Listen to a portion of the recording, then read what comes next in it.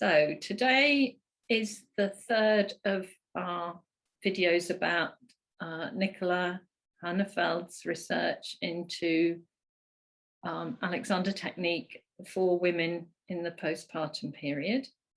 And in the first two videos, we've heard about the two studies that formed PhD, which Nicola's just finished. And today we're going to kind of bring that together and hear about what the sort of overall conclusions are from the study and some thoughts about the findings. So I think you're going to start with talking about use of the self, and what the studies told us about that. You want to say something about that? Yes, we do talk rather a lot about the self in the Alexander technique, use of the self, but Alexander's understanding or conceptualization of the self is just everything. So it's a bit vague. And looking at how this, if we look what the Alexander technique does, I think there are changes that happen to the self. So I felt the need in my integrated discussion to look a bit more closely what is the self. And I drew on the concept of the self from Carl Rogers, who's one of the founders of humanistic psychology. And I don't need to go into his definition of what the self is, but what interested me is that part of his definition considers that the self has aspects that can be not within our awareness. So I argued that, for example, doing semi-supine, things come into awareness. For example, oh, my shoulders are tense. I am tensing my shoulders. So you have the ownership of parts of yourself. They can be widened, I think, through using the Alexander technique. That I understood that means this is a helpful conceptualization to explain that the Alexander technique brings us more in touch with ourselves. And I think, that's something that has come up in other pieces of research, people feeling they have a different relationship with themselves after learning Alexander's technique, or being more self-compassionate as they view themselves or the parts of themselves they've been unhappy with differently. That's really interesting. And that sense of not being self-congruent is an unhappy place to be, I think. It's not a comfortable place to be. Yeah, and there was lots of evidence in the studies that this was changing. And drawing again on Rogers' concepts, he has this concept of congruence, and becoming more congruent means reducing the discrepancy between how somebody thinks they should be and what they're actually experiencing. And I've got two very short slides. I'm just going to share my screen, because I can talk about that more easily by showing than speaking.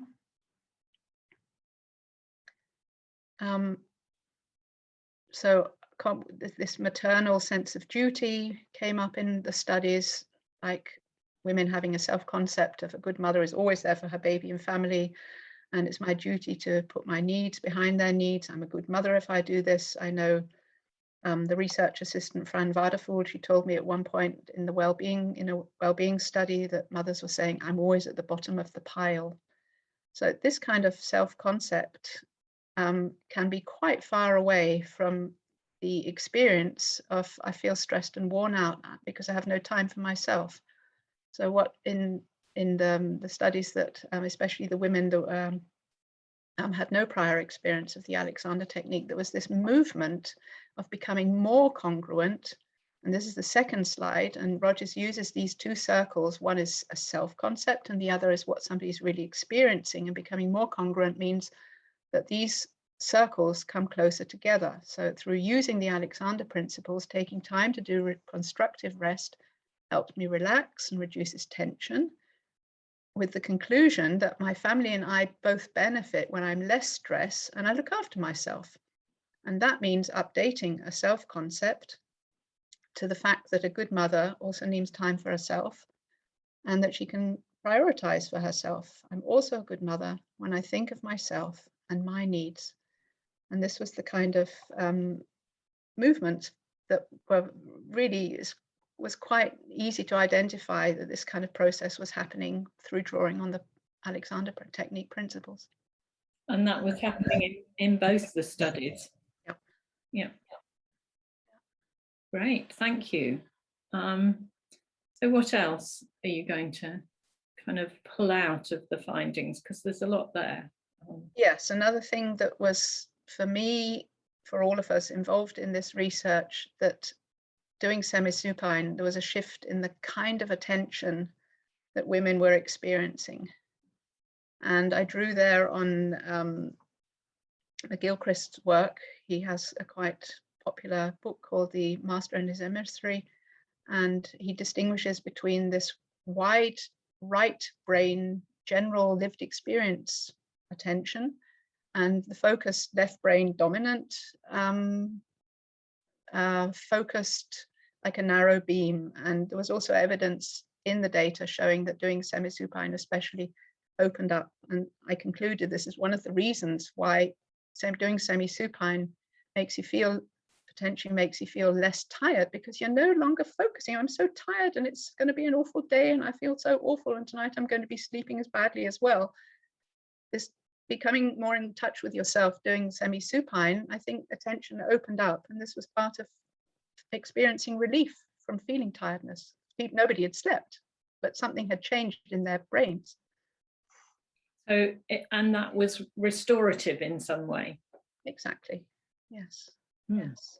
Yeah. Interesting. So, what's next? And the next thing that I looked at is models of well-being.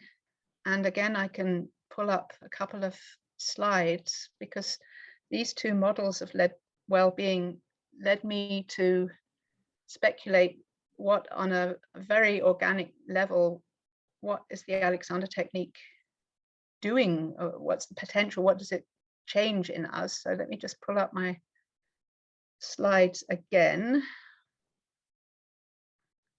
And the first one by Dodge et al. Understands well-being to be something like a seesaw. You have resources and you have challenges, and in the moment where the challenges mean that the seesaw is no longer in balance, where homeostasis is reduced, then people can activate their resources. And that was very clear that people in both studies, when they noticed that, for example, oncoming back pain as a potential challenge, they activated their Alexander technique resources. So part of this well-being concept is that you can do something when things challenge your well-being. It's a dynamic model, as is the second model. This is from White, and very relational, the relation to oneself, relationship to one's environment, relationship to time. And the postpartum is a very dynamic phase of life. But looking at both of these dynamic well-being models, I came to the conclusion that the Alexander technique on both the physical, it promotes flexibility, so muscular flexibility, but also psychological flexibility, and put that all together. I think that the Alexander technique promotes something like mobility or inner movement or shifts, or the ability to adapt and be flexible. And why? Because we're always anchoring ourselves in our experience. Again and again, we come back to ourselves. What am I doing with my shoulders? How do they feel? How does my back feel? What am I doing here? Am I looking out? And that was kind of my, the thing, my main conclusion, that the Alexander technique enables us to anchor in lived experience and get out of rigid concepts, or at least identify these rigid concepts, how I should be. And I think that's a psychological, I think that's a contribution that the Alexander technique makes to people using it. And that connects to awareness as well. So that the whole package, it's not just awareness, it's not just that development of flexibility, it's that they kind of feed on each other, I guess. Yes. Without awareness, nothing's happening. There's always, and it's a snowball. The more aware you get, the more aware you get, and it continues forever. Yes, and the more flexibility, or the more the possibility of flexibility and change is introduced, then the more that the potential is continually growing to react flexibly. Yeah. Interesting. So, are there any downsides? Is that this all sounds so good, but Yes. are there times when when it's not suitable, or other disadvantages? What are your thoughts on that? Yes, I think somebody who's experienced anxiety or depression doing semi-supine on your own with this left brain dominance beaming in on problems, that's not something it's not something for everybody. So people experiencing that kind of issue, perhaps better to go to a lesson and have a hands-on lesson than get into it on your own. Because it's an uncomfortable place to be. Yeah, I know some people had tussled with that in the second study. Yeah, and I think that's particularly relevant to the second study, where they were doing it on their own from online kind of materials. Yeah. And I guess the other thing maybe to say is, that everyone in both studies were people who put themselves forward for this, so they volunteered. So we can kind of maybe assume that there was some sort of openness to it or interest in it. And it may people, especially this first study, people who already had positive experience with the Alexander technique. Which doesn't mean people who haven't, or haven't heard about it wouldn't benefit, but we don't know. Okay, anything else? I've got one question about sort of wider applicability. Is there anything else you want to kind of put in before we get to that? No, I think, a huge amount this comes out of this, lots of implications for further research. We still don't really know how the Alexander technique works and what aspects of the Alexander technique actually help the women. But I think the wider implications is generally for people who are working in care is to be able to prioritize for themselves. There's a huge issue, people who work in care, that you can get outside yourself. I mean, the Parkinson's studies that Monica Gross has been doing, they're looking at the carers, Alexander technique for the carers, and the dementia study.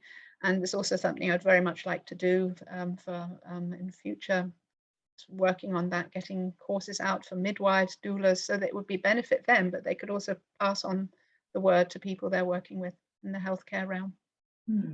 So although it was, yes, you were looking particularly at women in the postpartum period, I think your findings are relevant beyond that, partly for, as you say, people in other caring situations, or needing to find some way to prioritize themselves or have more sense of agency about themselves, which might be lots of people in lots of situations.